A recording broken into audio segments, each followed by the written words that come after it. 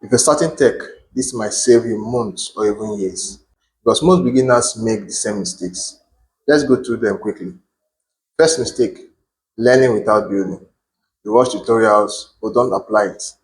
That creates fake progress. Second, jumping between languages. Today Python, tomorrow JavaScript. You stay confused. Third, copying code blindly. You paste solutions without understanding. That blocks real growth. Fourth, ignoring fundamentals.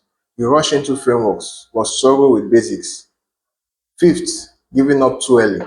Things get hard, they quit. That's where most people stop. Now, here's the truth. Almost everyone makes these mistakes, but awareness changes everything. So, what should you do instead?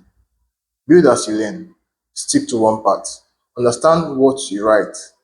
Be patient with yourself because progress in tech is not fast, but it's worth it. Quick recap. Avoid these mistakes. Focus on fundamentals. Stay consistent.